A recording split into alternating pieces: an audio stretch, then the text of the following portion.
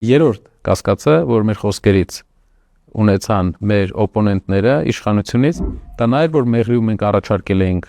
ջերմաէլեկտրակայան, երկու բան ասեցին, եթե ձեռնտու լիներ, տաշիր արդեն կաներ, ինչու չեք անում, եւ երկրորդը, որ այնտեղ չկան ենթակառուցվածքային այդ հնարավորությունները։ Հարգելիներս, ջերմաէլեկտրակայան մանի տեխնոլոգիայով մենք արդեն անում ենք հրազդանում,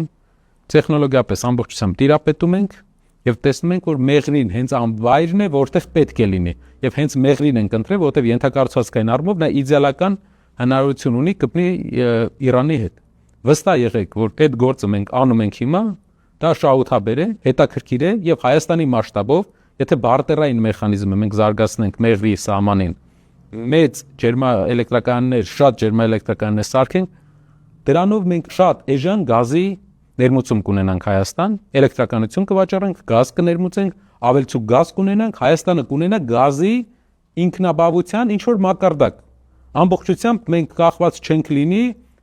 վճարվող գազից։ Սա երկրի անկախության հիմնական կետերից է։ Եթե ուզում ես իրական անկախություն, պետք է ունենաս տնտեսական անկախություն։ Ոչ թե խոսես այդ մասին։